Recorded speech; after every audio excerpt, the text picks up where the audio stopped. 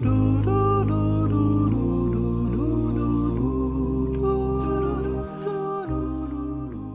Shabbos in the shul, we spoke about the secret of crying. The crying of Galus. What exactly are we crying for? And the focus is not really crying for what we lost. The focus is not so much for the torture, for the affliction that passed. The secret of our crying is the secret of yearning, of longing for Kirvas Elokim. Getting close to HaKadosh Baruch Hu. You have Rosh Hashanah, you have Aseret Yemei Tshuva, you have Yom Kippurim, you have Sukkot, and the avoda at that time is also to come close to HaKadosh Baruch Hu. You do that by the Tshuva that you do in Aseret Yemei Tshuva. You do that by the Simcha that you have in Sukkot. But the same type of Kirvas Elokim is that what we seek and what we are after during this time, the 3 weeks. In fact, the Maharsha, tremendous chiddush in the Choros Daf Ches writes that we have 2 periods of Shloishes HaShavuos. From Rosh Hashanah until Simchas Torah is one, and from Yud Zayin B'Tammuz until Tisha B'Av is the other. V'zeh keneged zeh. And they're as if comparable in their avodah. Because it's the first 3 weeks, Rosh Hashanah until Simchas Torah, it's basically coming out of sins. It's Toladas Avon is his language. The same thing applies now. Yud Zayin B'Tammuz until Tisha B'Av is a Tolada of the Tsaros and the Yisurin, which are also Kaparas Avoinos. So we have a different type of a Kapara in Tishrei. We have a different type of a Kapara now. But Lemaisa, they both are supposed to bring us close to HaKadosh Baruch Hu. Reb Chaim Friedlander in Siftei Chaim writes in the name of Rabbi Yisrael Salanter. Listen to a language. Kishem, in the same manner, the same way. Kishem she'efshar le'istarev el Hashem b'yom kippur. Al yedei kaparas ha'avonos ha'miyuchedesh shezoichim b'yom zeh. Just like you can get close to HaKadosh Baruch Hu on Yom Kippur by the special atonement that you receive on that day. She'im meromemes es ha'adam. It makes man exalted. And it assists one to get closer to HaKadosh Baruch Hu. So too, כך אפשר להזכרב אל השם בתשעה באב על ידי אבוידס האבינוס על ירושלים והרגשס חיסרון שכינה בישראל. In the same way, you can get close to HaKadosh Baruch Hu now on Tisha B'Av by feeling the lack of the Shechina and by mourning for what we lost. So the 3 weeks is a time that one is supposed to mourn for the lack of ruchnius that he has. And he has to start building. What we're going to learn is in those pages over there. But we still didn't start. We're still speaking a few minutes and then we waited for you. That's why. So at this time we're supposed to not only seek Kirvas Elokim, but we're supposed to build our ruchnius. And in fact, while doing this, you are building another brick in Beis Hamikdash. The Shulchan Aruch starts off. Shulchan Aruch Chaim, Siman Aleph Seif Gimel writes, Ra'ui lechol yireh shamayim, anyone who is God-fearing, sheyehem meitzer v'doyeg al churban Beis Hamikdash, that he should mourn, should be upset for the destruction of Beis Hamikdash. And the question is famous. Only a yireh shamayim has to mourn. One who is not such a yireh shamayim, he doesn't need to mourn for it. The Chidush Erim said, if you're not Yireh Shamayim, you should mourn first for yourself. Why am I not Yireh Shamayim? Before you mourn for Beis Hamikdash, you should mourn for yourself. Where is my yearning for Kirvas Elokim? Because Beis Hamikdash, that's what it's all about. Closeness to HaKadosh Baruch Hu. In other words, the cry that we're supposed to do today for the Beis Hamikdash is for the lack of closeness, because that's what it was all about. When Beis Hamikdash was up and running, the Shechina was amongst us. You felt the closeness. So if you don't mourn for that, that means something is missing in your yearning to closeness to HaKadosh Baruch Hu. So first you should mourn for yourself, and only then you should mourn for the lack of Beis Hamikdash. The Chassam Sofer writes that when one cries for Beis Hamikdash, there's a little nechama for the Shechina himself, which is hard to believe. What does that mean? I daven in the morning in Masas Mordechai. Almost every morning at the end of davening, people come in and ask for money. Most days, somebody would come up and he would say, I have 15 kids. Some of them are sick. My wife, she's in the hospital, she's this and that. They're kicking us out of our home. And the list goes on and on. And he's looking for some donations. And many people at that time already took off their tefillin and we leave the shul. And you just make sure that the guy, doesn't see that you saw him and you don't make eye contact. Uncomfortable. What does it feel like? Like a shmate. I just poured out my heart and I told you all my sorrows and it was so uncomfortable to come here. And people are just leaving. And sometimes, even if you don't have one shekel to give the person, you come over and you give him a hug and you say, I would love to give you a lot, I just don't have. But I feel for you. And your pain is my pain. And your sorrow is mine. And you make the guy feel like $1 million. So Kodesh Baruch Hu doesn't need our money. And with Beis HaMikdash, he will decide it's the time, he will bring it down. But he does want to see that his children are mourning for what's important to him. So says Achsam Sefer, when you mourn for Beis HaMikdash, you give the Shechina Kedosha Nechama. Chazal say in Masechet Tanit, Daf Lamed, anyone who mourns for Yerushalmi will merit to see Yerushalmi rebuilt and will merit to take part in the festive time that's going to be there. But the language is strange. Because the language is, Kol HaMis'aber al Yerushalmi, one who mourns, Zoiche veroye besimchata. The word Zoiche, what tense is it? Present. It should be Yizke. It's 1954 years. People have been mourning for Yerushalmi and they died. So why do you tell me Zoiche? Zoiche is present tense. It should say Yizke. It's amazing. Resurrection will come back. But it doesn't say Yizke in the future. It says Zoiche now. That's incorrect. What's that? Zoiche veroye besimchasa.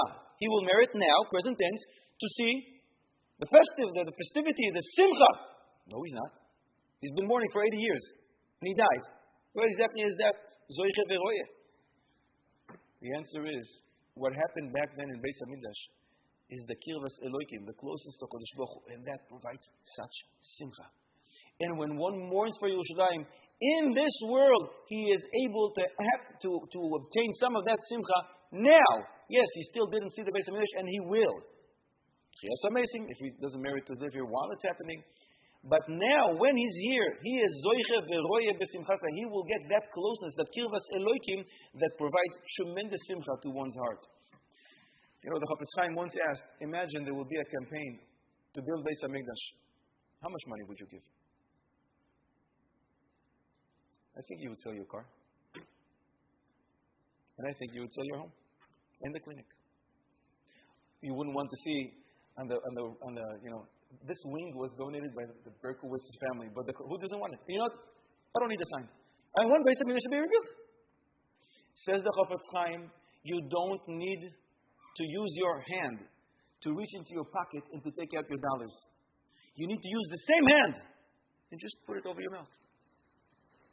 Because if Lashon Hara destroyed Beis HaMikdash, so all you need to do to fix it, Kodesh Baruch Hu doesn't need your money to build Beis HaMikdash. Beis HaMikdash is ready up there. All he needs you to do is to be a part, to take part in that if you cover your mouth. When you do that, you're building another brick in Beis HaMikdash. There's a great giant, Rav Soya Diblaitsky. I knew him very well, and he passed away about 4 or 5 years ago. And Adam Gadol knew the entire Torah. So somebody once came to him, a father, and he says to him, listen, I need a bracha for my son. My son lost the ability to speak, and they took him to the States, and he's going to have this surgery, very unique, one of a kind. There's one doctor who can do it. Need a bracha, this is going to work. So he gave him a bracha. The father left, and the Soya said to his grandson, wow, just imagine. Imagine that this surgeon that's going to perform this surgery on this kid is going to tell them, listen, I know how to do it. I already performed this surgery. I can do it. And I can guarantee that I will bring you back the ability to speak. But I'm only going to do it in one condition. Promise me that you'll never say one word of Lashon Hara. Is there any person in his right mind who would say, no, so forget about it, forget about it, no, forget about it.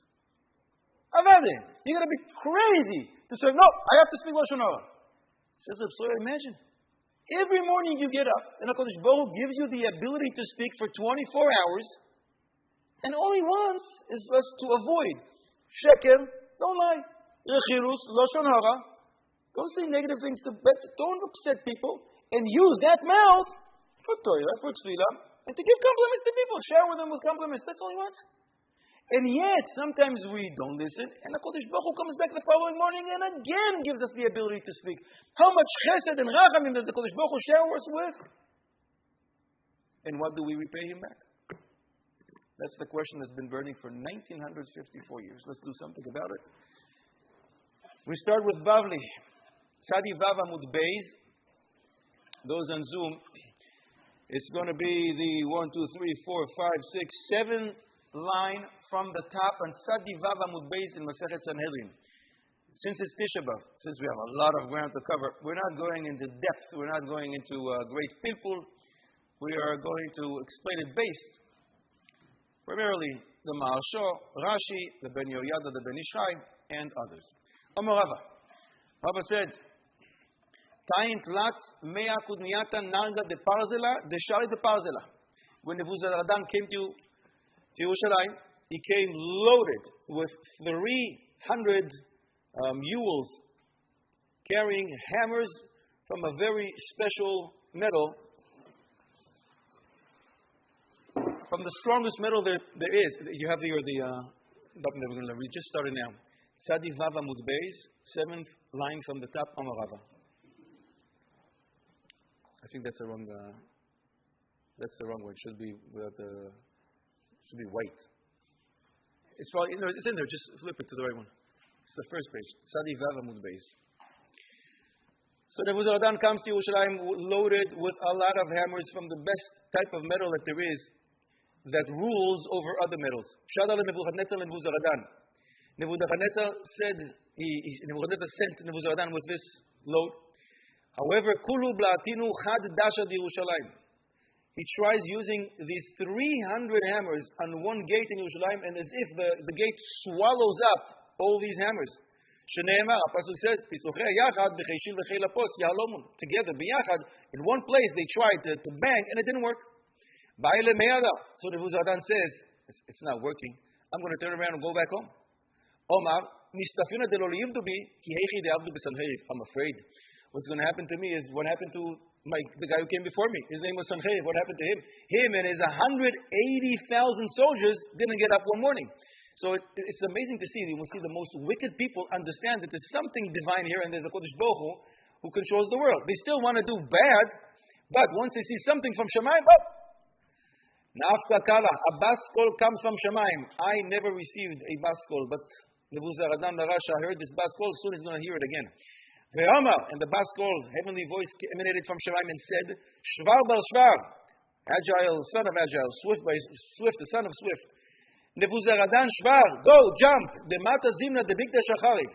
The time came that Beis Hamikdash will be destroyed. It's in your hands, you can do it. Ve'eichal HaMiklei, and the Eichal, Beis Hamikdash will be buried. It's in your hands. Pash Leichad Naga, he had left over one hammer. So he said, you know what, let me see. If this one works, the first 300 didn't. If this one works, it's a siman from Shamayim that in fact, this is my day. Machyei bekofa ve'iftach. He didn't use the correct side of the hammer. He used either the bottom part from wood or the non-sharp side because he wants another siman from Shamayim. A baskol is not enough for him. He wants to see if the lightest thing is going to help break through the gate. I guess it's my lucky day. Ve'iftach. It worked. The gate opened up. Shneema, Yivada kemevi lemala b'svach etz kardumos. Rashi explains it's a tefillah. Yivada lefanecha oisos svach etz kardumos yeshafa bo es Yerushalayim kehilu evio lemala bekisei hakavod. It should come upstairs to you, the kisei hakavod HaKadosh Baruch Hu, that which he was able to break down the gates of Yerushalayim. So he comes in, but he doesn't go like the tourists to see the sights. Havekatil ve'azal. He's killing as he's going forward, killing and moving forward. Ad until he reached Beis Hamikdash. Adlik Beinua. He lit it in fire. A tremendous miracle happened. Gava Haichala, Beis Hamikdash is lifted. It moves up towards Shamayim. Dalchu Bei Min Shmayas, the Kodesh Baruch Hu presses down on it. Shenema Gas Darach Hashem Livsulas Bas Yehuda. Kodesh Baruch Hu made sure that this is going to be Dafka moving up and down. So Nebuzaradan is not going to think for 1 second that he was able to destroy Beis Hamikdash. HaKadosh Baruch Hu does a heavenly siman here. He lifts Beis Hamikdash and then puts it down. However, it didn't work. Kazicha daite. Nebuzaradan becomes very arrogant and says, I destroyed Beis Hamikdash. Again, he's zoichet to a baskol from Shamayim, not to be believed. Nafta baskala, a heavenly voice emanated from Shemayim ve'amrale and said, Amat tila katat, you think you kill people? You kill people who are already as if killed. Heichala kalya kalisa, a burnt Beis Hamikdash you burnt. Kimcha tchina tachint, ground flour you ground. Sheneema chirechaim, galitza chirechaim v'tachani kamach. Galitza matech cheshpi shoivel, gali shok, ivri naaros. The pasuk says, go and ground flour. It doesn't say ground wheat. Normally, you ground wheat. You make from that flour. Here it doesn't say that. Here it says ground flour. That means it's already grounded. And therefore, you didn't do anything. Chitim lo ne'emar, ela kemach. So he's in Beis Hamikdash, and chazat damya de Zechariah de avekar asach. He sees the blood of Zechariah bubbling. Cannot get any rest. This is not Zechariah Hanovi. This is just unbelievable. This is Zechariah ben Yehoyada, Kohen Gadol. 252 years ago he was killed. So the blood is bubbling for 252 years. Who is this Zechariah ben Yehoyada? Yoash, the king, made himself to be a god, and he commanded everybody should bow down to him. I'm a god, you have to bow down to me. Zechariah didn't like it. So Zechariah rebuked the people. The people didn't like it. What are you telling us what to do? Don't rebuke us. This is the God now. So they came and they killed him. And what's amazing about this? Zechariah ben Yehoyada, his father is Yehoyada. You know what Yehoyada did? His father killed the wicked queen Atalyahu and appointed Yoash to be the king instead. And this is the Akar Satov that Yoash has, and he goes and he kills his son Zechariah. Amar lehu mai hai. So Nebuzaradan sees the blood of Zechariah bubbling, and he says, "What's up with this?" And you're saying this has been going on for a long time, huh? Amule. No, this is dam zvachim udishtapich. You know, we bring korbanos. This is what we do in this house. We bring korbanos. This is the blood of the animals that we shechted. Amar lehu, I don't buy it. I don't think so. Aite ve'anse imidmu.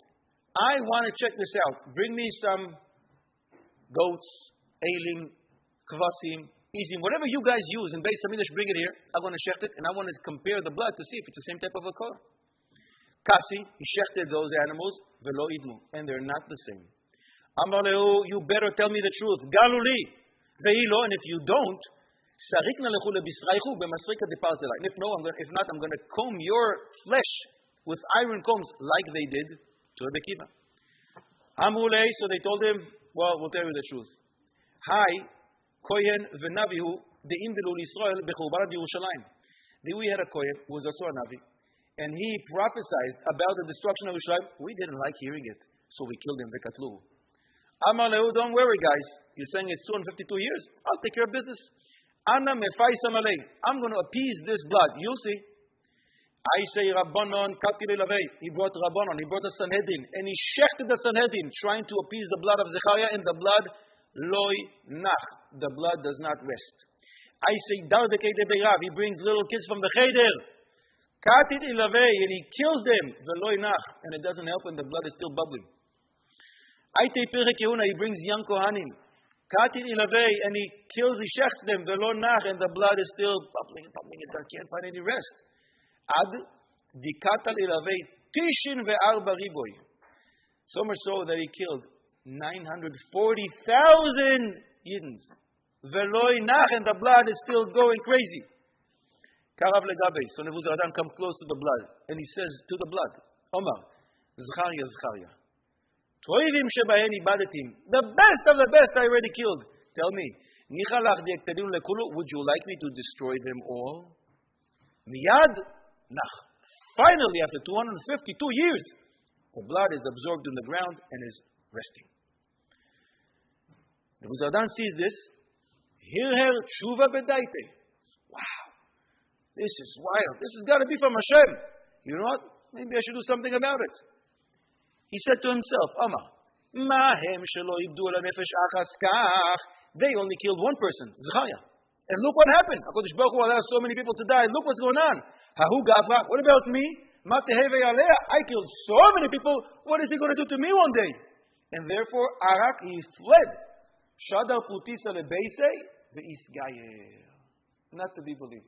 He sends a letter to his household members what to do with his assets, and he converts. And I always wonder when I see this Gemara, who in the world sat in that Beis Din that accepted Nebuzaradan as a ger? Because if he would come to our Beis Din today, I don't think if Hitler comes, he would say, sure, why not? You'd like to convert? Why not? Put the Shleimer, put tzitzis, you're in. Who would do that? I think the only possible answer is either that there's no internet fax, no media, nobody knows what he looks like, so he probably grew a beard, and he came with, the right garb, and he says, I really like your religion, can I convert? And they saw he's serious, so they allowed it. Or, and that's probably an even better answer, the Dayanim there had Ruach HaKodesh, and they saw this is the right thing to do. As we'll see, he's not the only Rasha that converted. Tanu Rabbana. Naaman ger toisha vaya. Naaman wasn't such a good guy as well. Nebuzaradan, this guy, ger tzedekaya, a righteous convert. Mibnei banav shel Sisra. Arasha v'rashaim. Limdu Torah b'Yerushalayim. Who is that?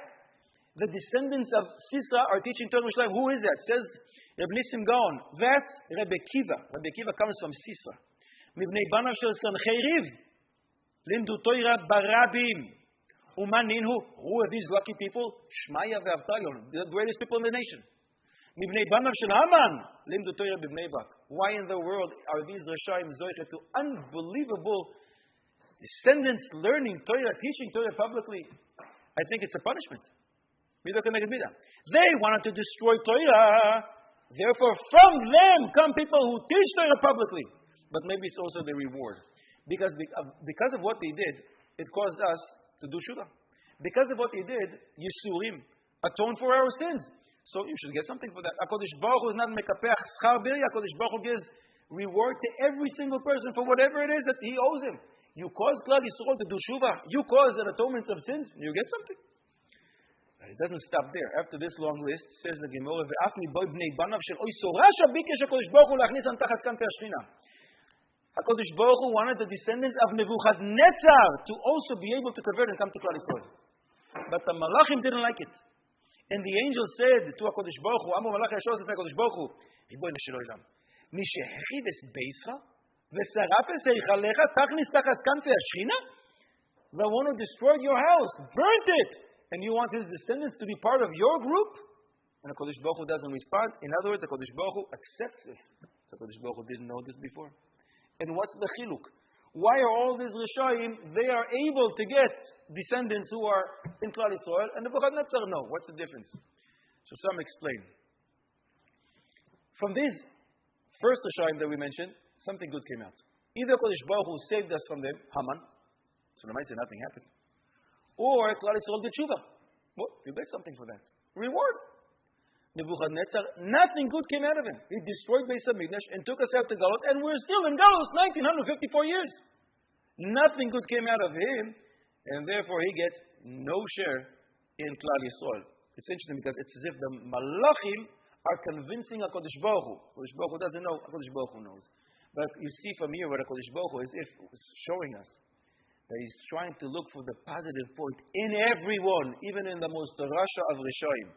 And the pasuk to show this, "V'anu dichsiv ripinu es Bavel velo nirpesa." We wanted as if to heal Bavel. HaKadosh Baruch Hu wanted to heal Bavel by bringing the descendants of Nebuchadnezzar into Klal Yisrael. Velo nirpesa, and it was not healed because HaKadosh Baruch Hu listened as if to the Malachim and did not allow his descendants to convert. Ula Amar. This pasuk refers to Ula Amar ze Nebuchadnezzar. That's what we explain now. Rabbi Shmuel ben Nachmani Amar Elu Naharos Bavel. When it says that Bavel was not healed, that refers to the Naharos of Bavel, which are very bitter. Or it refers to the palm trees on the rivers there that they can't bear any fruits because the water is very bad. Omar Ula. Ammon u'Moav shibevei bishei b'Yerushalayim. Ammon u'Moav are bad neighbors to Yerushalayim. Why are they our bad neighbors? Since they heard the Nevi'im standing and rebuking Klal Yisrael and say, you know what's going to happen? Yerushalayim is going to be destroyed. Therefore, Ammon u'Moav shalchu Nebuchadnezzar. They sent to Nebuchadnezzar, come, this is the time. The Nevi'im are saying, you'll be able to do it. Puk, Vita, come here. Nebuchadnezzar is not rushing to come. Omar, mistafina, I'm afraid. I'm afraid that my fate will be that which my predecessor will be. Sanhedrin, that's what happened to him. He came all excited. He's going to be able to come into Yerushalayim. And look what happened to him. I don't want. Shalchule, don't worry. כי אין האיש בביסו, הלך בדרך מרחוק, ואין איש אל הקודש ברוך הוא, שנאמר, השם איש מלחמה. הקודש ברוך הוא left, he's not here, don't worry. Nobody's going to do anything to you, come in. Shalach lehu bekriva uveasi. Yeah, you're right, he left, but maybe he's 5 minutes away. Maybe he's sitting at the border. As soon as I come in, he's going to come right after me and he's going to kill me. Shalchu lei, no, halach b'derech merachok, he's far away. Nebuchadnezzar is still not convinced. Shalach lehu, is lehu tzadikim, dibahu achim, ma'isiu lei. Yeah, but in Klal Yisrael they're tzadikim. If I come, they're going to start davening. And I know what happens when Klal Yisrael davens. The tzadikim daven, they bring rachamim, and HaKadosh Baruch Hu is going to come right back. Shalchu lei, no, he took the tzadikim with him. צרור הכסף לקח בידו, צרור הכסף, כסף refers to צדיקים, ואין כסף אלא צדיקים, שנאמר, ואכלים ב15 כסף, וחומר שעורים, ולתך שעורים. חומר is 30, letech is 15, there's always 45 tzadikim, says the Gemara in Chulin Tzadi Beis. Sometimes 30 are in Chutz La'aretz and 15 are here, sometimes 30 are in Eretz Yisrael and 15 are in Chutz La'aretz. But HaKadosh Baruch Hu took all the tzadikim with him, so don't worry, you can come in. Shalach lehu, so he sends them back a letter. I'm not afraid tzaddikim. Fine, there's no tzaddikim. But the Reshaim in Klal Yisrael, when they see me, they're probably going to do tshuva. And if they do tshuva, it's going to cause Rachamim HaKadosh Baruch Hu. Baruch is going to come back. Shalchu lei, stop worrying already. Kvar kava lahem zman. No, it's the destined time of 70 years of Galus. Shene'emar leyom hakiseh yavo lebeisoi. And the word kiseh refers to time, date, and kiseh lezman. Shene'emar bakeseh leyom chagenu. It's the destined time, at the right time. So don't worry, HaKadosh Baruch Hu is not here. Tzaddikim are not here. He's not coming back no matter what. Even if they do tshuva, it has to be 70 years, and that 7 years didn't pass. So Nebuchadnezzar is almost convinced, but he still says, I'm not sure about it. Shalach lehu sitvahu. It's winter now. I can't come. V'lo matzina de'asi mitalgo mitra. There is snow. There is rain. I don't think I can come. Shalchu lei. We have a way. Ka'ashina detura. Go by the bottom part of the mountains, and the mountains will protect you from the rain. You'll be able to come. Shene'ema. Shilchu kar moy shel eretz misela midbara el har basion. There's a way to do it. Shalach lehu. So Nebuchadnezzar sends again. Let's say I'm coming. Fine. I'm going to be protected. I'm not coming by myself. I'm coming with all my soldiers. And where exactly should I park them? It's raining. It's winter out there. Don't worry. We have an answer for that as well. Their cemeteries are better than your palace. The pasuk says, come here and take all the people who were buried, take them out of their graves. And you go inside when it's raining and hide inside. The pasuk says they're going to do this. It's Atzmos Sarat. They're going to take out the bones of the ministers and Atzmos and the bones of the Koyanim and the bones of the Nevi'im and Atzmos Yoshve Yerushalmi. They're going to take all of them from their graves, Mikivreihem, Ushtachum LaShemesh VeLaYareach Ulechol Tzva HaShamayim. And you know why that's going to happen, says the Navi. It's Mida Keneged Mida. Because Klal Yisrael, I don't want to say Klal Yisrael, there were people in Israel that served the Koichavim, the stars, and the sun, and the moon. So that's their Mida Keneged Mida punishment, measure for measure. You'll be taken out of your grave, and you'll be right in front of that sun that you bow down to, right in front of the moon that you bow down to, the stars and the sun. Now we skip to Daf Kuf Daled Amud Aleph. The next daf on your printed page. We're looking Kuf Daled Amud Aleph, 1, 2, 3, 4, 5, 6, 7, 8th line from the bottom. Omar Rava, the last two words of the line. Again, it's Kuf Daled Amud Aleph, the 8th line from the bottom, last two words of the line. Omar Rava.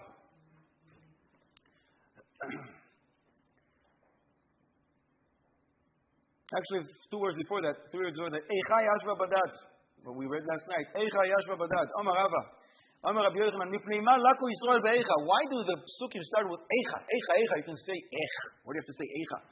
What is this word representing?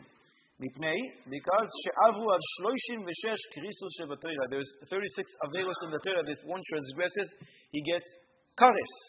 36 is the numerical value of the word eicha. Aleph Yud Chaf is 36. 36 corresponding to 36. Amar Rabbi Yochanan. And why is it that if you look last night in Eicha, all the psukim are in the order of Aleph Beis, Gimel, Dalet? Why isn't that order? Mipnei malakule be'Aleph Beis. Mipnei she'avu ala Torah shenitna be'Aleph Beis. The Torah is made out of 22 letters of the Aleph Beis, so therefore it's an Aleph Beis. Yashva badad. Klal Yisrael are sitting separately. Amar Rava, Amar Rabbi Yochanan, Amar HaKadosh Baruch Hu says, I really wanted it to be like that they should sit separately, but in a totally different way. Ani amarti vayishkon Yisrael betach badad en Yaakov el eretz nagan vetirosh af shamav ya'ofutal. I wanted Klal Yisrael to be exalted. Everybody should look at them in fear, trepidation. Look at these special people, separated and elevated. Wow, we would like to be like them, but they are separated.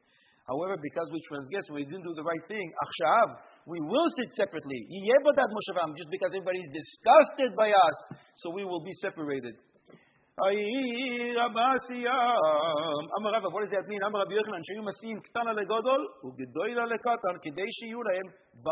Rashi explained, we're talking about little girls, 12 years old, and a boy, 13 years old. Even though technically speaking they can have kids, but it doesn't really go so fast with them.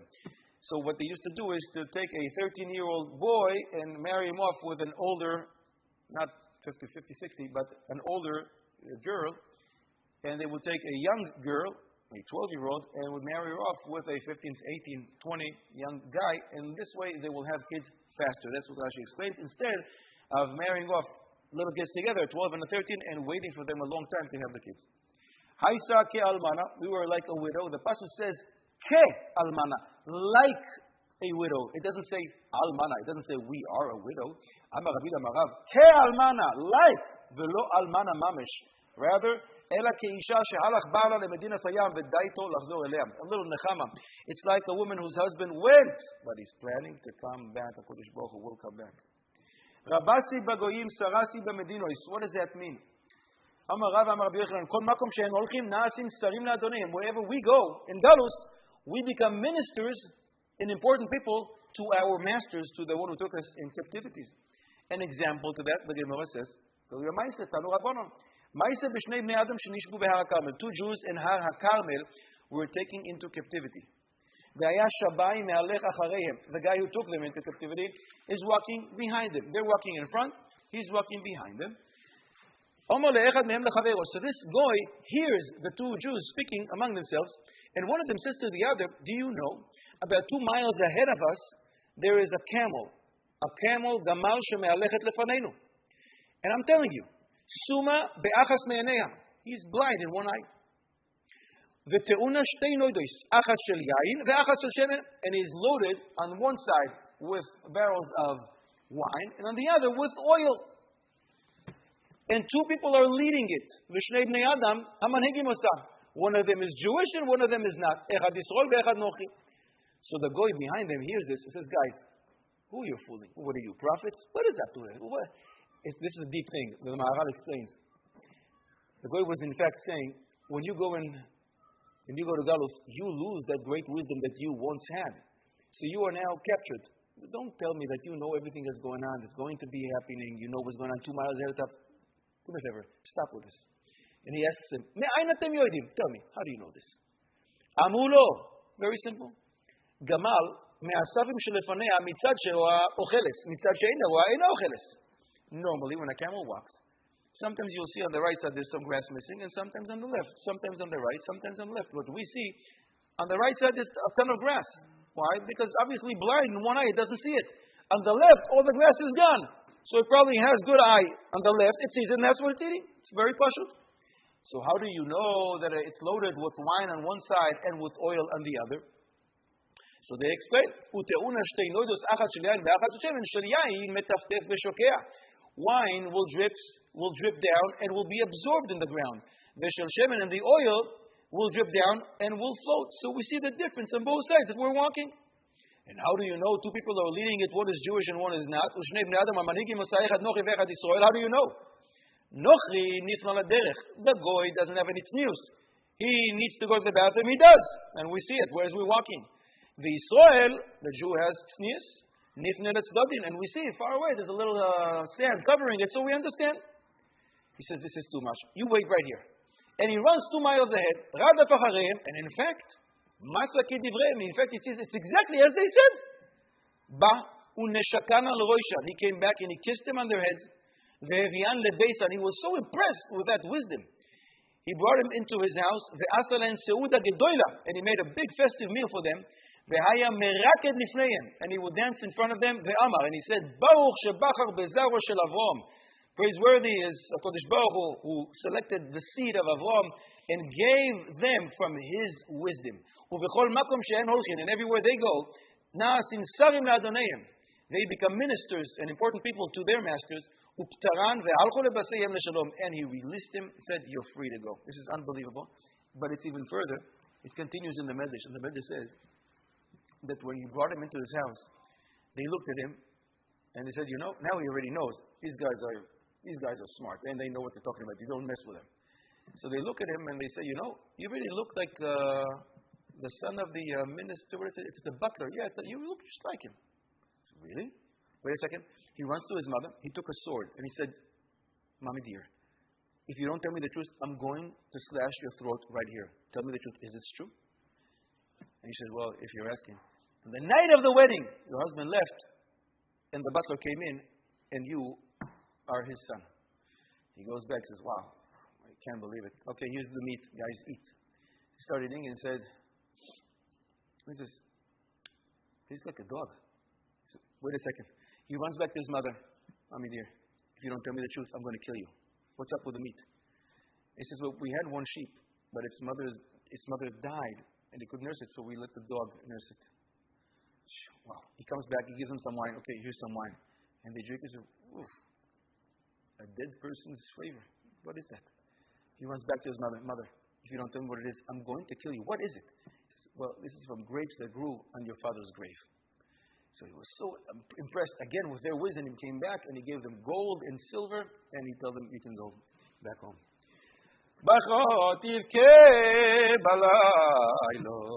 Double language. Why can't you say tivke? Cry at night. Klal Yisrael are crying at night. Why say bachot tivke? Double language.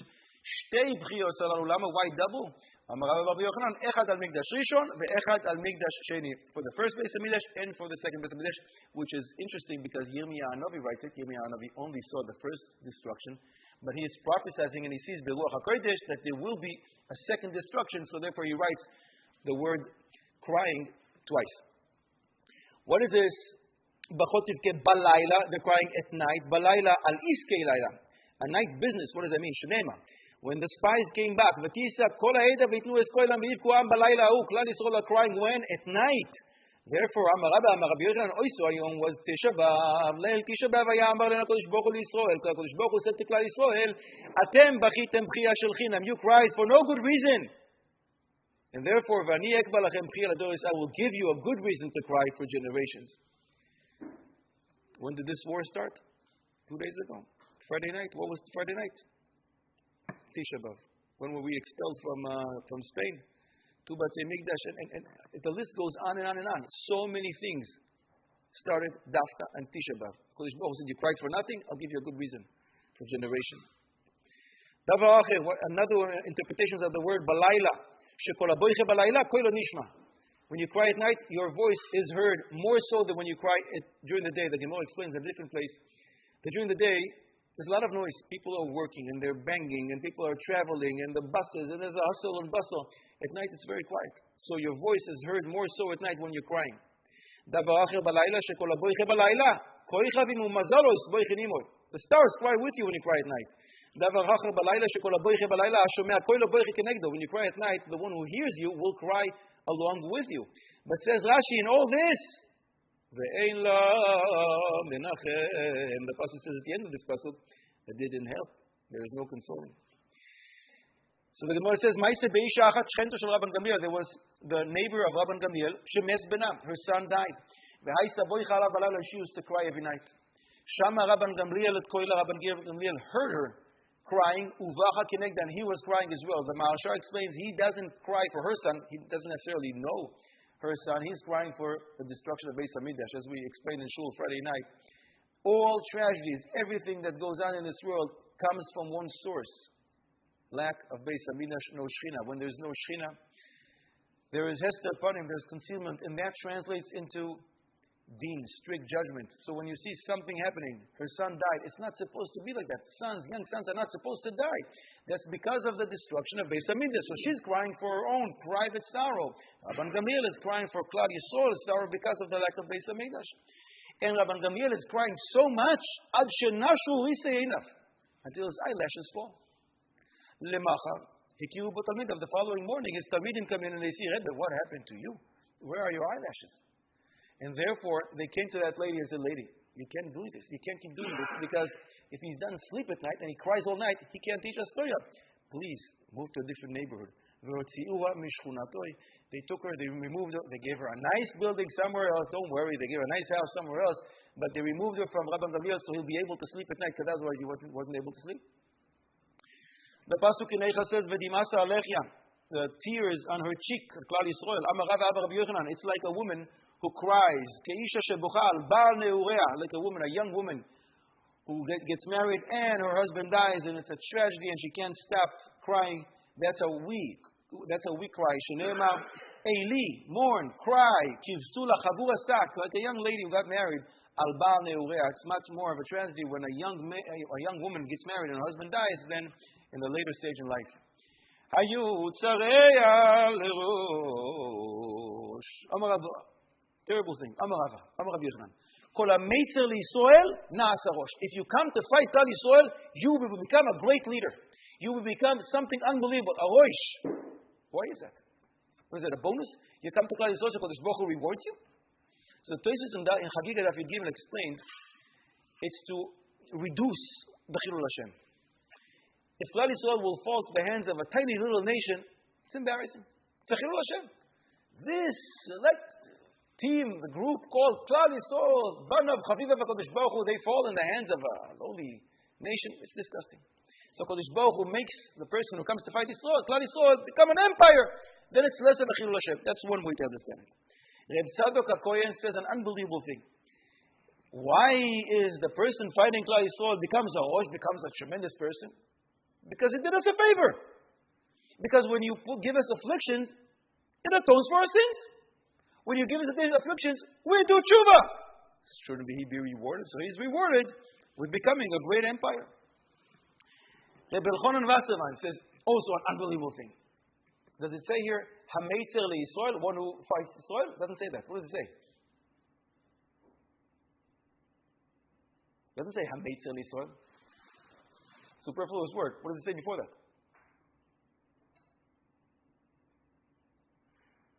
Did everybody fall asleep? What's that? Kol. What do you need that word? Can't you say Hameitzer? Hameitzer liYisrael. If you come fight Yisrael, you become a rosh. Kol Hameitzer. Says Rebbe Elchanan. Kol comes lerabois, to include even Jews. If you come fight Klal Yisrael, you become a rosh. Look what's happening now. Who sits in the Knesset Yisrael? You come to fight Klal Yisrael. Look at our leaders today. You become a rosh. Moiridik. So those are terrible interpretations, but there's this. Let's do a positive spin. A positive spin. Gewaldik. Tosefes Bracha. Tosefes Bracha is the Torah Tmima, is the son of the Aruch HaShulchan. And he says, this is the greatest thing. What are you talking about? You know why he becomes a rosh? Because when you get up in the morning, you can do whatever you feel like. You have bechira choifshis. But when one is appointed to become a leader over people, he loses his bechira choifshis. He can still decide in the morning if he's going to have a donut or pizza for breakfast. That's his personal matters. But one loses his bechira choifshis. And therefore, the people who put so much attention and focus on who's going to be voted in the elections in Chutz La'aretz? Will it be Trump? Will it be this? It's nonsense. Will it be Netanyahu? Will it be? It's nonsense. Because the greatest lover of Klal Yisrael, Trump, was great to us. Great. But he can flip on us like that. Because he doesn't determine anything and he loses his bechira choifshis. The Kodesh Baruch Hu puts in his mind what to do based on our actions. If we are good, even the guy who hates us the most will become the greatest lover, better than Trump. I'm not talking about Eretz Yisrael as well. It's the same thing. In Yerushalmi and Sanhedrin, the language is the face of the leader is the face of the generation. We said it last night. Mipi Elyon, lo teisi hatov ve'araos. HaKadosh Baruch Hu doesn't decide anything. We do. We conduct this world. We call the shots. If we want to have a good leader, we do the right thing. If we want to have a bad leader, we do the reverse. Mimele, kol hameitzer liYisrael. If you come to fight Klal Yisrael, HaKadosh Baruch Hu makes you a rosh. As a big leader, you lose your bechira choifshis, and now you're in the hands of Hashem. It's great for Klal Yisrael. It's up to us again. Now the ball is in our court. If we're going to do the right thing, he's going to be a great person. Even if his name is Hitler, he can become the greatest lover for Klal Yisrael. You see, Nebuzaradan and others converted. we call the shots. So to put so much focus and attention on what's going to be with elections, waste of time. We should put that attention on changing our ways. Shnema, where's the pasuk that anyone who comes to fight Klal Yisrael becomes the head? שנאמר כי לא מואף לאשר מוצק לה כעץ הראשון הקל ארצה זבולון וארצה נפתלי ואחון איך בדרך הים עבר הירדן גליל הגויים. First time, second time, third time, they come and they come to fight us. אמר רב אמר רבי יוחנן כל המציק לישראל אינו עייף. If you come to fight Israel, you will not become tired. You get extra enthusiasm, you get extra energy. That's what the pasuk says. כי לא מואף לאשר מוצק. מואף from the language of עייפוס. Being tired, you're not going to be tired if you come to fight Klal Yisrael. The pasuk last night, Neicha said, "Lo aleichem kol ovrei derech." Amar Rav Amar Rabbi Yochanan mikan lekov lena min haTorah. From here, you see that if you say a terrible thing that happened to you, say to the listener, it shouldn't happen to you. It should not happen to you. That's one way of understanding it. Rashi brings another way. That from here, you see that you are allowed to, and you should say bad things that happen to you in order for your friends to daven for you. The Maharsha says, you see from here that you are allowed to share your tzavos, and it's not considered that you are rebelling against the Kodesh Baruch Hu, and you have some kind of complaints against the Kodesh Baruch Hu. Omar Rav Amram, Omar Rav, Asauni ke'ovrei aldas. Klal Yisrael said, they made me like I'm Sodom. Deilu b'Sodom ksiv Hashem imtir al Sodom. HaKodesh Baruch Hu showered rain, fire on Sodom. Deilu b'Yerushalmi ksiv, and Yerushalmi says the same thing. Shalach esh be'atzmo yisai vayirden. HaKadosh Baruch Hu sent fire on me, so I'm just like Sodom. However, the pasuk says really that Klal Yisrael had something worse than Sodom. Uchsiv vayigdal avon bas ami mechata Sodom. The sin of Klal Yisrael was greater than the sin of Sodom. So as the Gemara, so that's the case. What's going on here? By Sodom, HaKadosh Baruch Hu showered the fire. By Klal Yisrael, it was through a shaliach. Shalach esh. That means not with his own hands. It's through a shaliach. Why is it? If our sin is greater, it should be by the hands of Ribono Shel Olam. Is there favoritism here? No, because we had something extra positive that they did not have. We had something great that they didn't have. They didn't have any rachamim whatsoever. Regarding Sodom, it says,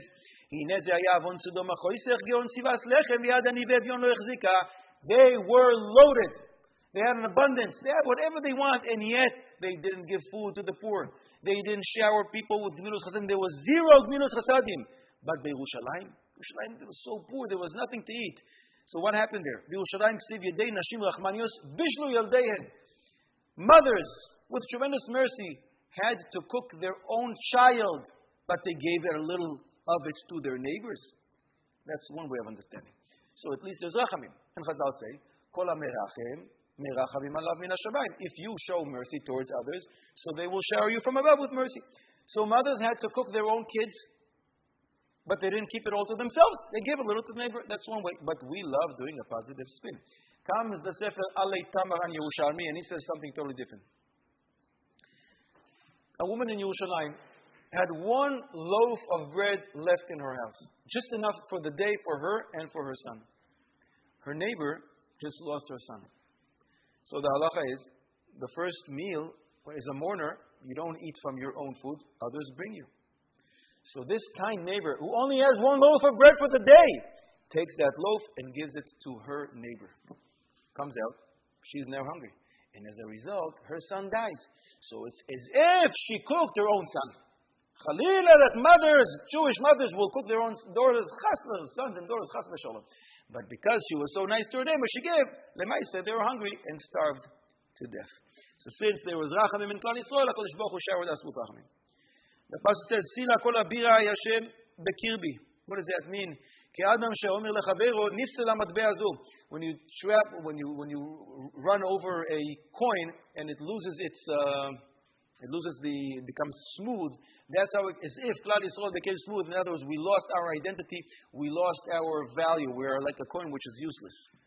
But the pasuk in Eicha, this Aleph, Beis, Gimel, Dalet, Hei, Vav, Zayin, Chet, Tet. Suddenly, instead of having Samech Ayin, it's Samech Pei. The Pei skipped over the Ayin. How come? Patsu Aliyah PM starts with the Pei. Why is it? Why is the pasuk starting with the pei comes before the pasuk starting with the ayin? It's because of the spies. Because that's what they did. They said with their mouth what they did not see with their eye. Eye is an ayin. Pei, their mouth is a pei. So their mouth came before their eye. Therefore, pei here in Eicha is before the ayin. Oichlei ami achnu lechem, a pasuk in Tehillim, Hashem lo karau. What does that mean? Omer Rava. Omer Rabbi Yochanan, kol oichel milachman shel Yisrael, anyone who eats from the bread of Klal Yisrael, in other words, when you steal from Klal Yisrael, if you're a goy, toyem ta'am lechem, then you'll really enjoy your bread. V'she'eino ochel milachman shel Yisrael, and if you don't do this, you're not going to have any flavor in what you eat. Eino toyem ta'am lechem. Hashem lo karau, they didn't call to Hashem. What does that refer to? Rav Amar, those are the dayanim, the judges, because they did not judge based on the din of Torah. Ushmuel Amar, Elu melamdei tinoikis, that they did not teach Klal Yisrael the way they were supposed to. Ad kan Bavli, now we'll start Yerushalmi. Yerushalmi's language is a little different than that of the Bavli. Since we're talking about a lot of Agadita, you're not going to see so much difference, but you will see some differences, minor differences. So we are starting a daf. In Yerushalmi, it's not like Bavli.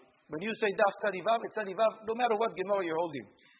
In Yerushalmi, it's different. So, by you, it's Daf Chaf Daled. That's what I printed to you. Daf Chaf Daled. I'm not sure what line it starts. It's Nilkeda Beisa. You'll tell me what line it is. But if somebody else at home in the Zoom is having a different, using a different version, by me, it's Daf Chaf Aleph Amud Aleph, not Chaf Daled. And by me, it's the 1, 2, 3, 4, 5, 6, 7th wide line on the page. By you, I think it's much below. You see Nilkeda Beisa? Where is it? The fourth line from the bottom? The fourth wide line of the page. Nilkeda Beita, 2 dots, right? Yeah. Rabbi Avidarish, Esrin ve'arba uvdin, Bala Hashem ve'lo chama. There's a pasuk we read last night. Bala Hashem ve'lo chama.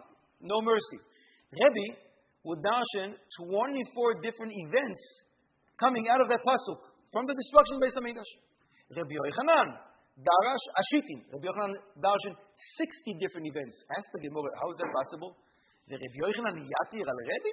Rabbi Yochanan darshan more than Rabbi. Rabbi lived closer to the time of the destruction of Beis HaMikdash. Rabbi Yochanan lives later. So Rabbi Yochanan remembers more so than Rabbi? Ela, alidei di Rabbi Havi samech lechurban Beis HaMikdash. Because Rabbi lived very close to the time of the destruction. Have taman sabin nehirin. There were many great old people there. And they would remember exactly what he said. They remember they were there. They couldn't bear it. So he had to stop after 24.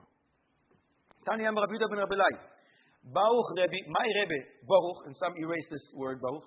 Hayat Beresh, he would darshan the pasuk. Hakol kol Yaakov, ve'ayadayim yedei Esav. The sound? Sounds like Yaakov, but the hands is the hands of Esav. What does that refer to? That's the sound, the voice of Yaakov. Koilo shel Yaakov tzoveach, yelling from what the hands of Esav did to him in Beitar. Mima shasu lo yedei Esav beBeitar. Tani Rabbi Shimon ben Yochai, Akiva Rebbe ayadoresh. Rabbi Akiva, my Rebbe, used to darshan like this. The pasuk says, Darach koichav mi Yaakov, but Rabbi Akiva would read it, Darach kuzba mi Yaakov. Who's kuzba? We call him Bar Kochva. But Bar Kochva has many names. In Yerushalmi he appears as Kuzba, as Kuziba, as Kazuba. We'll see even in the Gemara here, he is titled a different way. So we're calling him Bar Kochva. So Rabbi Akiva would call Bar Kochva Darachova. He is a great star shining. Rabbi Akiva kadhavechami Bar Kochva. When he would see Bar Kochva, he would say, Have Omar, Dinu Malka Mashiach. Oh, here's the Melech HaMashiach. Not to be believed. We know that is incorrect. Bar Kochva was not Melech HaMashiach. Rabbi Akiva held that Bar Kochva is Melech HaMashiach.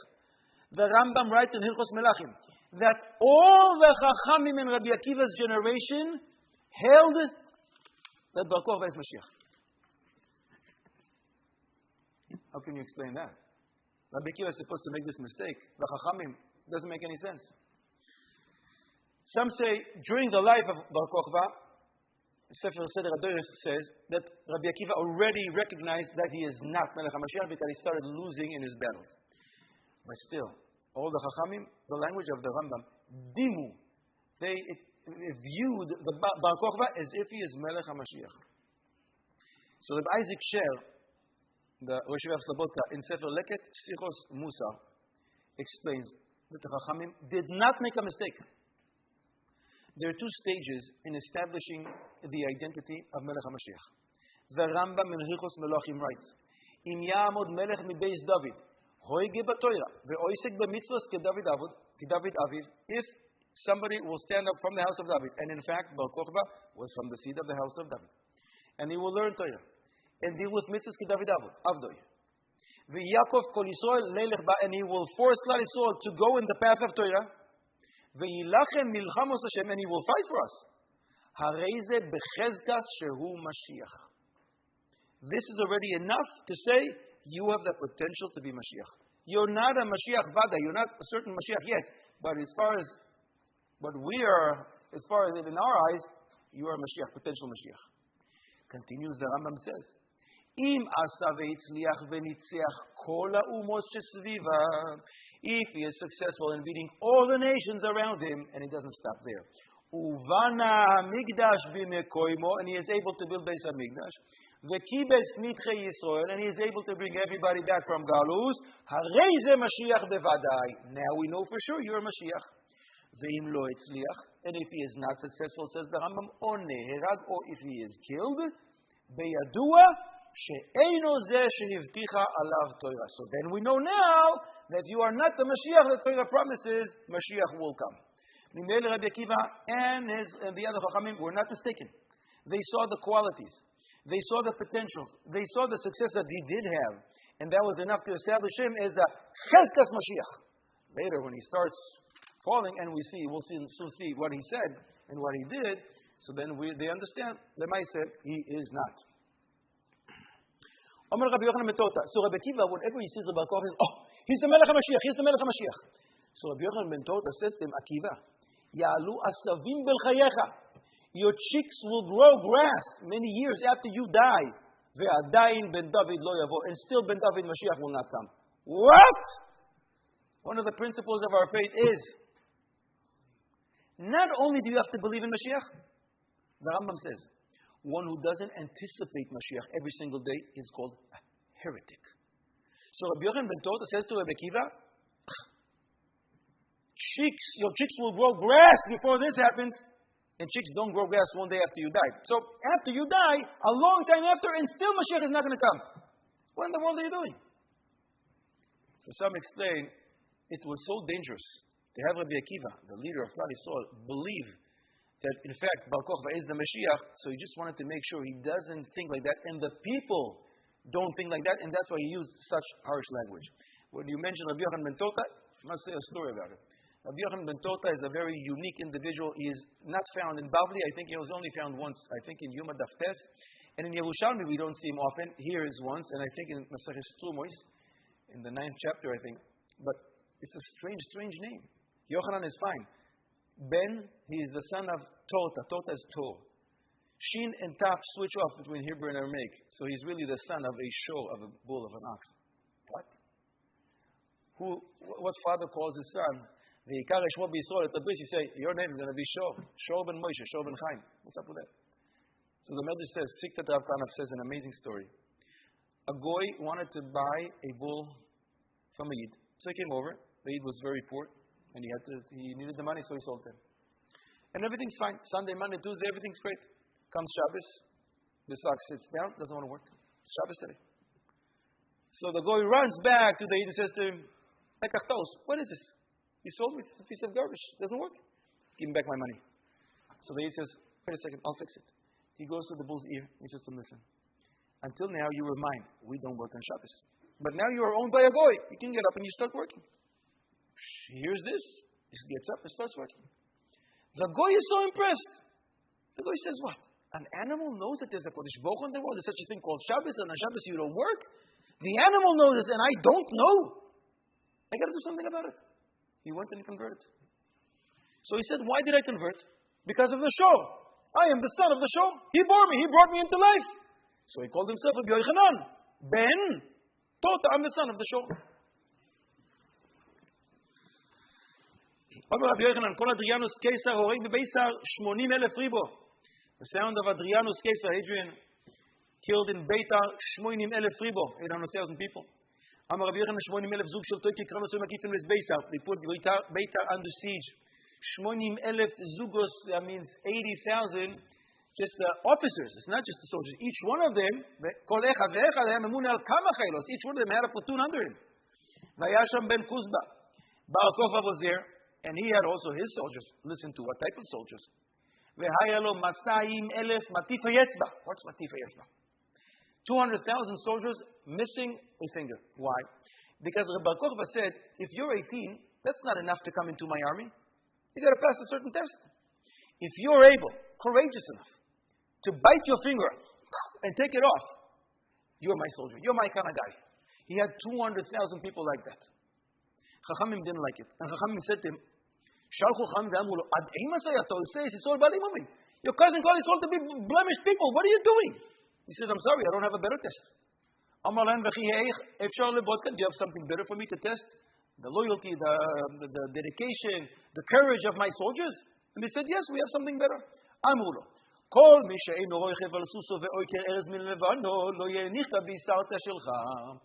Best test.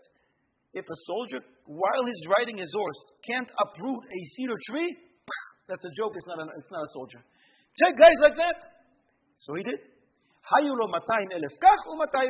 had 200,000 of this type of a test, those without a finger, and other 200,000 from a type that are able to uproot a cedar tree while they're riding a horse. However, when he would go out to war, then he would say something very, very bad. We don't want your help, just don't bother us. Let nature run its course. I have 400,000 soldiers. They're the best in the business. I don't need your help. The pastor says in Tehillim, we don't need your help. But because he did that, because he said that, he was killed. 3.5 years, Adrian puts Beitar under siege. Rabbi Elazar Hamodai, who is the uncle of Bar Kokhba, is in Beitar and he's sitting and davening every day. He is in his sackcloth. He's in ashes and he davens every day. HaKadosh Baruch Hu, Ribono Olam, Al Teishev Bedin Hayom, Al Teishev Bedin Hayom. HaKadosh Baruch Hu, don't do with us judgment. No, HaKadosh Baruch Hu, keep us around. So Adrianus, after 3.5 years, he sees it doesn't work. After 3.5 years, you turn around, you go back home. By Adrianus, Meizele, he wanted to leave. Omar le Chad Kutei, lo tezelach. So one goy comes to him and says to him, Adrianus, don't go. Don't worry, I'll fix it for you. I'll be able to give over the city, Beitar, over to you. You will see. So he wants to get in. He can't go into the city because there's soldiers both of Adrian and of the people in Beitar. So he can't go in. So what does he do? He comes in through the sewage. And he's able to come in. And he finds Rabbi Elazar Hamodai standing and davening. He comes over to his ear and he makes believe as if he is whispering in his ear. He is not really talking to him. But he makes believe as if he is whispering in his ear. The people saw, we were on Daf Chaf, you're by Chaf Daled Amud Aleph. No, but you it's already Chaf. You switch you flip what page? Where are you? You still Chaf Daled? What line are you? 6 lines from the bottom. So he makes believe as if he's whispering in his ear, and the people see him. So they take him to Bar Kokhba. They take this goy to Bar Kokhba. And they say to him, we saw this goy speaking to your uncle, Rabbi Elazar Hamodai. So Rabbi Kokhba says to him, what did you say to my uncle? And what did he tell you?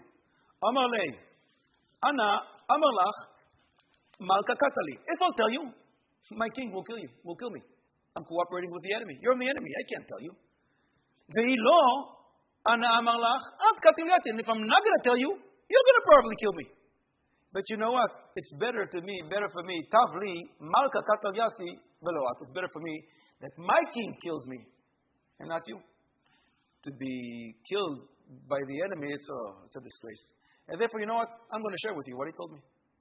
This thing, Lohaya Veloniva, it's an invention. He never spoke to Rabbi Elazar HaModai. He may believe it as if he is. So he says to him, Amalei, I'll tell you. Omarli, de'anana, mashli medinasai. I want to give over Beitar to you guys. I want to give Beitar over to Adrian Caesar, who is putting them under siege. So Bar Kokhba hears this, he doesn't like it. He runs to Elazar HaModai, his uncle. Asra Gaber Elazar HaModai, Omarli, ma amalach adin kusaya. What did this guy tell you? Omarli, nothing. We never had any conversation. I don't know what you're talking about. Lo klum. Ma amartlein, what did you tell him? Omarli, lo klum, I'm telling you. He doesn't believe him. He believes the goy more so than he believes his uncle Rabbi Elazar HaModai. And therefore, Yahev leichad baut vekatle. He gives him one big kick and he kills him. And don't be surprised that he's able to kill him with one kick, because one of the reasons Rabbi Akiva thought he is Mashiach, the Medrash says, in Eicharabah, that the Romans would throw major rocks at Klal Yisrael, gigantic rocks, and Bar Kokhba would grab them in one hand and just flip them and throw them right back at them.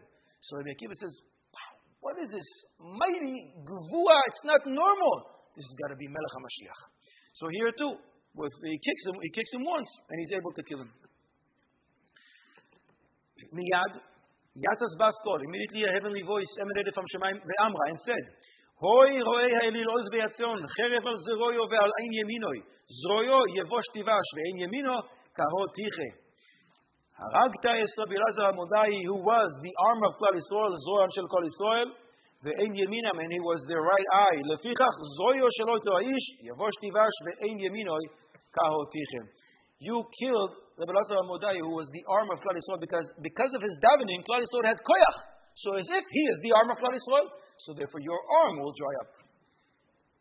The Chachamim are called Einei Ha'eda, the eyes of the congregation. And with their Torah, they illuminate our eyes. So therefore he is called Ein, the Ayin of Klal Yisrael, and therefore your eye will dry up instead. Miyad, immediately after this, Nilkeda Beisa was captured, V'neherag ben Kuzba, Bar Kokhba is killed. Asin Tainun Hushay Gabe Adriana. So they brought the head of Bar Kokhba to Adrian. Amalon man katal adin, who killed him? Amalei chad kutaya ana kataltei. So one guy says, I did it. This time he wanted $1 million. Amalei chamilei patume, show me his body. Chamilei putami, so he showed him his body.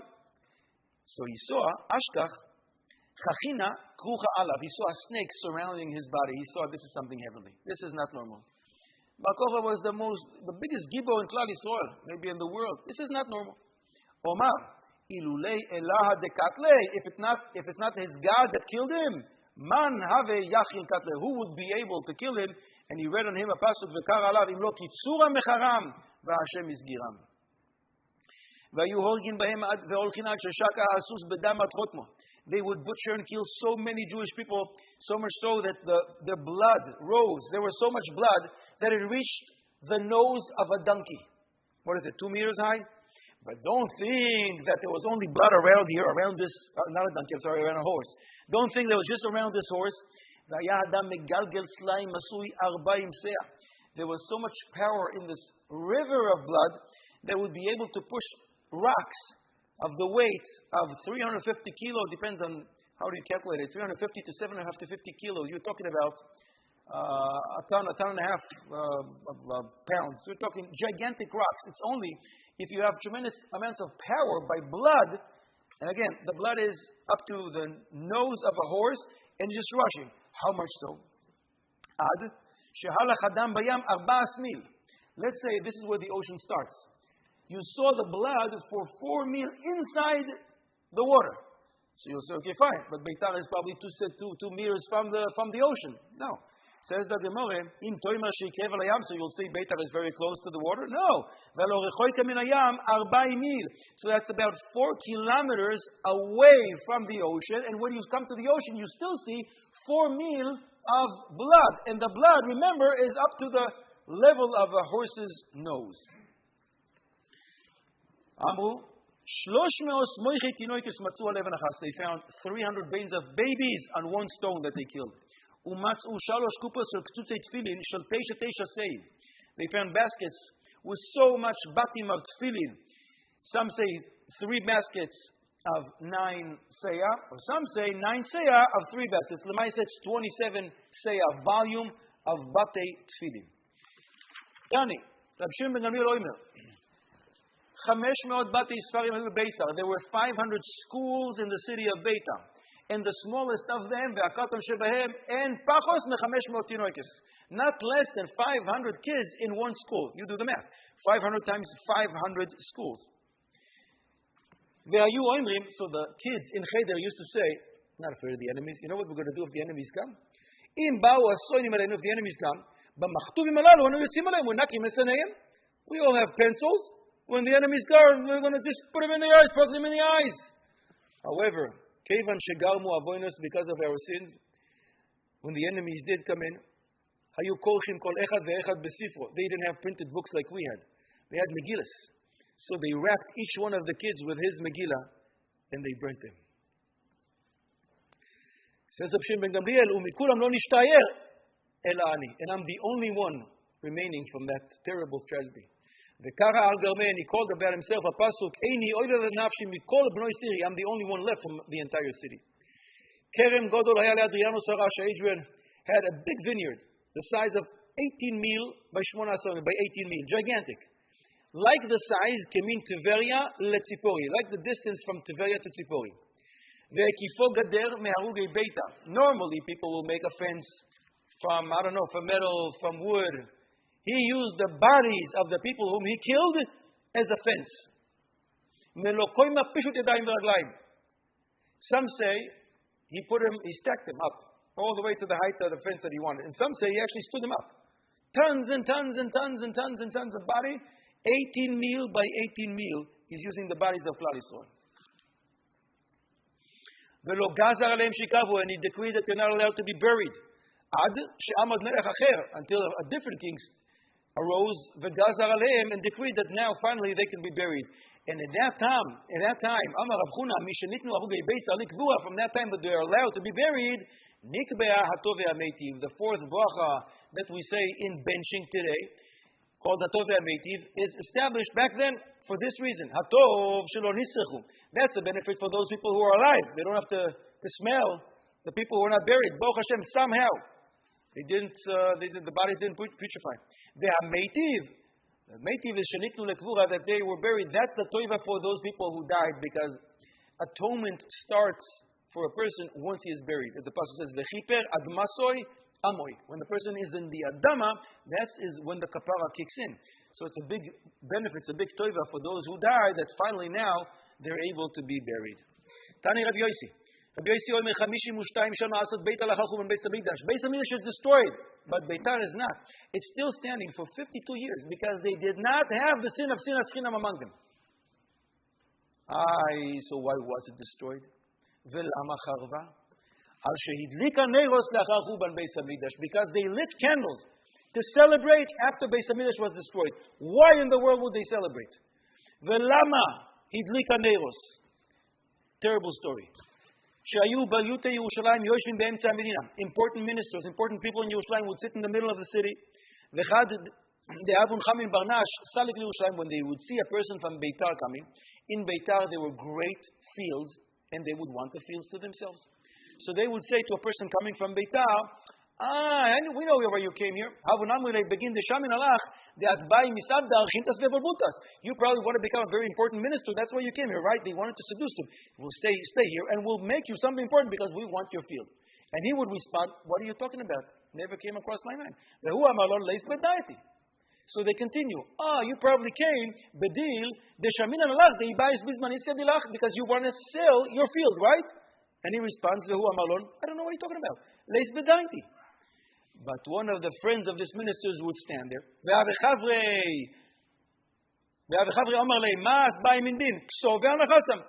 whatever you want in a shtar, in a contract, and I'll sign.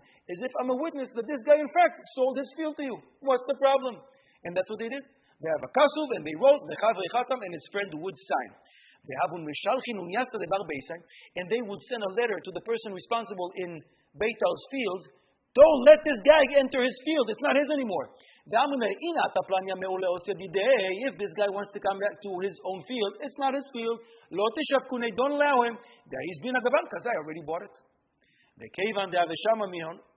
Since the Beitar guy heard this, everything that happened, he would say, Omar, Halevai isba riglei deu gava. Chaval that my leg didn't break. If my leg broke, I wouldn't come to Yerushalayim. I wouldn't suffer all this. Velo salak Yerushalayim. Hadaud Irsiv, that's what the passage says. Sadu tzadenu meleches b'chovoseinu. What does that mean? Sadu tzadenu atzadi ochoise deu beisa. It's a shame that the roads to Yerushalayim are paved so smoothly and so nicely. What a shame. If it wasn't, we wouldn't come. Karav kitzeinu, our end is near, not our end. Karav ketze deu beisa. The house over there in Beis Hamikdash to Yerushalayim should be destroyed. Malu Yameinu, our days are full. No, the days of Beis Hamikdash are full. In other words, it's time for the Beis Hamikdash to go. That's what they said, and that's why they were destroyed. Af inun lo nafkin tavos, because sameach le'ed lo yinake. The pasuk says, one who rejoices at the misfortune of somebody else will not go unpunished. So they were happy at the destruction of Beis Hamikdash. Now their city is destroyed. We still have another page and a half by me, so we're going to go real fast because we have only, how is it possible, 12 minutes to go. In Hebrew, we were able to do the whole thing, and we had 3 minutes left. Okay, there were two brothers in the city of Hariva, and the Romans came and tried to fight them, and they couldn't kill. These two brothers were so strong, and they would kill the Romans. English expression, if you can beat him, join them. This is where it comes from. I think the Romans said, listen, it's just not happening. The only medicine that we're familiar with for this is to put a crown on their head and to be slaves to them. They were so strong. However, they said, you know what, let's check them one more time. A guy came to them, to the Jewish brothers, and said to them as they're about to go to war, your creator should give you help. We don't want his help. In Hebrew we say, we don't want his help and we don't want to bother us. We can do it on our own. We're strong enough. As we said before, the passage from Tehillim, we don't need his help. And because of that time, they died.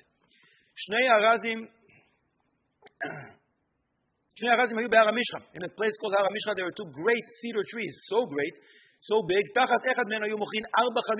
were 4 stores under one of them. And under the other one, they had so many branches, so many birds on it, that they would be able to supply enough birds for Klal Yisrael's korbanos for every month. Tur Shimon, there was a place called Tur Shimon, Mountain Shimon. They would supply 300 baskets of bread every Erev Shabbos to the poor people. We're just showing the great numbers and how many great people were there and how many great deeds that they did. So if that's the case, why was it destroyed? They're doing great chesed. V'lama charav. Yesh oimer mipnei haznus. Immorality. And some say, put your seatbelts on. The yesh omrim shayu mesachkin bekadu, because they used to play ball. 2 opinions. Either they used to play ball on Shabbos, and some hold it's a muktzeh, and some hold it's not muktzeh. But they used to play on Shabbos instead of learn. They waste their time. The Rokeach Rishonim. The Rokeach says they used to play ball. Why are you playing ball? Sit and learn. Because they used to play ball, the city was destroyed. 10,000 cities were in a place called Har HaMelech. Ule Rabbi Elazar ben Chaosom. He had 1,000. Elef mikulam. Uchenegdam correspond to them. Elef sfinos bayam. 1,000 ships in the ocean. Vekulam, and all of them were destroyed. Chalav. There were 3 cities that just the lists of their taxes, they would need a tremendous carriage to bring it up to Yerushalayim. That just tells you how many people were there in that area. And those places are, the name of those cities are Kavul and Shichin and Migdol Tzivaya. Ushloishtan Charhu. And all 3 were destroyed. Why? Kavul, because there was Machloikis there. Shichin, Mipnei Kshofim. Migdal Tzivaya, Mipnei Aznus, immorality. Gimel Kfarim. There are 3 villages. We're not talking about cities. We're talking about villages. 3 villages. How big? Kol echad ve'echad hayamoitzi kiflaim keyoytze Mitzrayim. Twice the amount of people that left Mitzrayim. That's 600,000. That means each one of these villages, 1.2 million people. Their names were Kfar Bish, Kfar Shichlaya, Kfar Dichraya. Strange names. Velama ukarilon Kfar Dish. Why is it called the unlucky village? Because if you go there as a guest, as a visitor, you're unlucky. You're in the wrong place, buddy. Because there is no hospitality here. No achnasas orchim here. Velama ukarilon Kfar Shichalaya. I think it's called in English Kres. Why is it called the village of Kres? Because they would increase the number very fast, like this plant. Velama Havukarolon, and the third village was called the male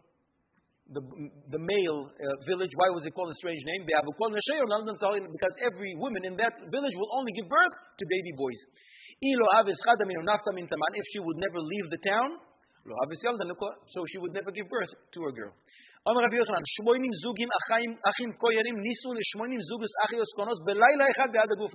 that place, you have Moshe and Aaron, two brothers, Kohanim, marrying Rachel and Leah, two sisters, Kohanos.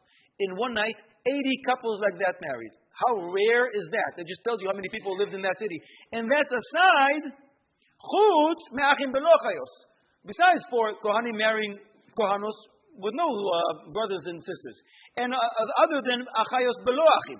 And other than Leviim. And other than Yisrael. Some regular weddings that take place in the city. In other words, there were so many people in that area. That area had 80 different stores of selling very expensive silk or selling expensive sweaters. Again, great numbers, 80 stores selling taharos in this village called Imra. Rabbi Yirmiyah b'shem Rabbi Chia Barba said, in the place called Shechim, there were placed 80 the difference of opinions, what does this really mean? A certain thing made out of metal, which Rabbi Yanai later says, Shida lo haisa b'yamenu, we don't even have one, and they had 80 of this. This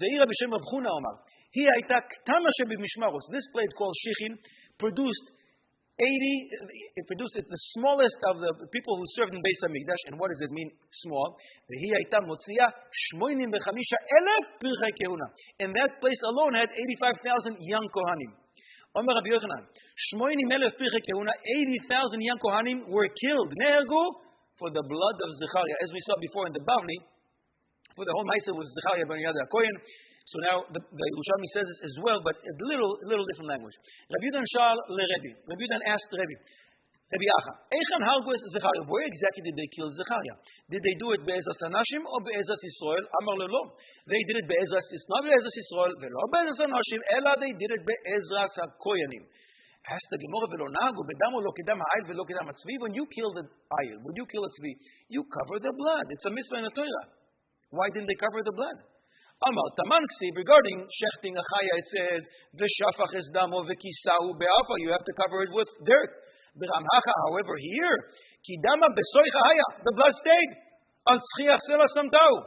Why is it? Kol kach lama leha lo schema v'linkom nekam. So Kodesh Baruch Hu, to bring about the revenge that he wanted, nasat yes dama al tzchiach sela lebilti hekasod. They should not be covered. So the Gemara says, when they killed Zechariah, it's not just that they killed a guy who happens to be a Kohen Gadol. They did 7 different averos by doing so.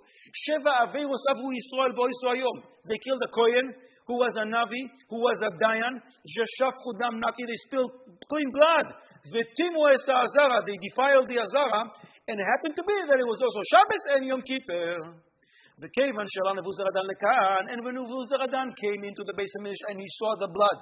I said, he said that I'm Bavli and can't get any rest. And remember, we said before, it's 252 years after they killed him. So he asked, what's up with this? This is the blood of all the animals that we used to shecht on the Mizbeach. Miyad, he doesn't believe them. He brings all the animals. And he shechts to compare the blood. They are dying, and still the blood is bubbling and can't get any rest. And since they didn't admit and they didn't say the truth, what it really was, he afflicted it, he put him in jail. So they said, listen, I guess the Kodesh Baruch Hu wants us at this time to reveal the truth. Let's say what it is. So they revealed to him and they said, Dam Koyen veNavi veDayan Ushem Isna Berenu. This is a Koyen who was also a Navi, who was also a Dayan. And he prophesied exactly what you're doing to us. He said it's going to happen. Kol ma she'ata iselanu. We didn't like it. We didn't like it at all hearing this. And therefore, ve'amadnu alav ve'haragnu. And we killed him. Immediately, Nebuzaradan brings, Miyad evi shmoinim elef pirchei kehuna. He brings 80 young kohanim ushchatan alav, and he shechts over there. Ve'adayin hadam toises, and still the blood is bubbling. Be'ahu shaitan nazar bey. So Nebuzaradan starts yelling at Zechariah. Omar le, mas ba'inoy v'kol umas lechalach. Do you want me to kill the entire nation? Miyad nisma le'HaKadosh Baruch Hu Acham. HaKadosh Baruch Hu is filled with racham, and he said, ma'im zeh shehu basar v'dam. This cruel, achzari Nebuzaradan, who is only human, suddenly is filled with rachamim over my children, old banai. What about me? Ani shekasu bikiel rachom Hashem Elokecha. HaKadosh Baruch Hu is merciful. Lo yarpecha velo yashrisecha velo yishkach es bris avosecha. Alachas kama v'chama, how much more so that I have to show some mercy? Miyad ramaz ladam v'nivla bimkoimo. Immediately he told the blood to rest, and finally after 252 years, the blood rests in its place. Omer Rabbi Yochanan. 80,000 pirchei kehuna baruchu lahem letoch kiltos shel beis hamikdash. 80,000 young kohanim are running away from the Romans into the chambers of Beis Hamikdash. V'kulam nisrefu, and all of them were burned. They didn't find any. They weren't able to survive there. Umikulam lo nishtayer, and the only one surviving from there was Yehoshua ben Yehotzadak HaKohen HaGadol. Shene'emar, as the pasuk says, Halo zeh ud mutzal me'esh. He's the only one survived. We're going to daven here mincha, so we'll just continue a few more minutes to finish it, and we'll daven here. Omer Rabbi Yochanan. 80,000 pirchei kehuna toch cheilosav shel Nebuchadnezzar ve'halchu lehem tel Yishmael. 80,000 young kohanim are escaping Nebuchadnezzar, and they're running to our cousins, the nice Ishmaelim, because they figured they're going to help us. Amulon havulei nishtei. Can we have something to drink, please? We are so thirsty. Look at our nice cousins, what they do. They brought to them very, very salty food, and empty canteens only filled with air, but it's not see-through. So you think you're holding a can of water. Amulon, and they say, Ochlon, eat! V'shati, eat, and then you should drink. Oh, that's so kind of you. Great. V'kevan de'avechad minon, shari zika ve'ayiv legukumei, averuche nafat ve'avecha naklei. So they did that. They ate. And they became so thirsty, even more than what before they're eating such salty things now. And they finally take this canteen, thinking there's so much water. They open it, and the air comes into them and chokes them, and they die. And this the pasuk says, Masa be'arav, matul rav be'arvia, a great burden in Arav, in Arabia. Be'yar ba'arav talinu, mi'esunim be'yar Lebanon. Those who were once dependent on Yar Lebanon, which is referring to Beis Hamikdash, now, unfortunately, we're dependent on our cousins. Ela ochos dodanim. These are our cousins. Ask the Gemara, Ken ochos didneidu daya avdin. This is what cousins do? Yishmael, our cousin, when he was thirsty, shetzama lo likas tzama hesayumayim. Didn't HaKadosh Baruch Hu give him water? As the pasuk says, vayifkach Elokim esanea vatere be'er mayim. Hagar sees a well. Why is it? It's for the merit of Avraham. So we gave them water. You can give us water? And don't think we came to you because you were so good. No. We came because of the swords. What is it? Why is it that we had to absorb this sword? And we didn't keep the Shemitah, and therefore we had to run away. As the pasuk says, if you don't keep the Shemitah, if you don't watch the Shemitah, you're going to have to run away from the sword. Keshes derucha, the pasuk continues as it says, because of the keshes derucha, not referring to a bow or an arrow. As the pasuk says, dolchim gisos b'Shabbos, used to work on Shabbos, now you're going to have to run away. And because of the war, but not a real war with guns. Because they didn't want to fight the war of Torah. As the pasuk says, that's the true war. We have a few more lines. I know it's after 7, but we're going to daven mincha here, so there's no rush. There's another minute going back there whoever wants. From this little region, there are 600,000 cities. And which is the smallest of them? Haktana shebahen hayta Beis Shemesh. The Shemesh made it here. How small was it? Vayach be'anshe Beis Shemesh. What was the sin of the city of Beit Shemesh? The Plishtim captured the Aron Bris Hashem. But all kinds of tragedies came upon them, and they realized this is no good. We must restore it to the Jews. So they sent it, they put it in the Agala, in the carriage, and it drove on its own. The people of Beit Shemesh, when it came to them, continued working while bowing down. Total disgrace. or that they spoke in a harsh language and not in a kind language, not an appropriate language to Aaron Hashem, and therefore they died. How many of them died? 50,000 people. Because they mistreated Aaron Hashem. And this is only from one wing, from one side of the Shemesh. So that's one side, 50,000, from the smallest city of 600,000 different cities. Understand the unbelievable numbers here. And today the Gemara says, if today you're going to put reeds all over, you're not going to have enough compared to the amount of people that were there before. That doesn't make any sense. A reed is much thinner than a human. But the Gemara in Gittin Nun Zayin Amud Aleph says that Eretz Yisrael is called Eretz HaTzvi, deer land. When we are here, it expands, and there's room for everyone. So if one is afraid to make aliyah, there's no problem. It's going to expand. And when we're not here, the land contracts. The land shrank, and that's what happened. Look what chutzpah, not chutzpah in a bad way, but courage. Eretz Yisrael does. Eretz Yisrael was cursed. It's going to be sulfur, it's going to be salt. It won't be able to produce anything here. And yet, things grow. How is it possible? How is this possible? One said, because you put fertilization. The other one said, because you take the dirt from the top, the dirt which was cursed, there's going to be all sulfur and salt, and they put it at the bottom. And they took the bottom dirt, which was not cursed, and they put it on top, and they were able to plant in the bottom one, in the top one, which is now on the top. And the Gemara says, there was one guy, because it says by you Gemara Arkal, which really is Bikas Arbel, name of a place up north. Because of this, that the bottom part, which is still with sulfur and salt, it was cursed forever until Hashem soon, speedily in our days. So he planted, but he reaches down under, and he reaches his hand, and it's still burning. It comes out and it burns everything that he planted. 52 years, no birds flew in Eretz Yisrael. My taima. Because the Pasuk says, Behema Gimatria, 52. So 52 years, there wouldn't be any animals here. And that, some say, is because of this curse. There was sulfur and salt, so much so on the ground that it affects also the air, and the birds can't fly here. 4 years before Klal Yisrael exiled to Babel, HaKadosh Baruch Hu arranged things for them. Not utmarim bebavel. They planted dates in Babel. Al yedei sheyu lehutim achar mesika sheyi margelet saloshon letoira. Sweet things, rabbis and cheders do the right thing. They give sweet things to kids because the Gemara here says sweet things cause the kid to want to learn Torah. Amar Rabbi Chanina b'reit Rabbi Abahu. 700 minei dagim tehorim u800 minei chagavim tehorim ulaof ein mispar. 700 kosher fish, 800 different locusts, kosher locusts, and can't even count the number of birds. Kulam galu im Yisrael leBavel. They all went to exile with Klal Yisrael to Babel. Ukshechazru, and when they came back, Klal Yisrael, kulam chazru. Everybody came back except chutz min hadag hanikra shibuta.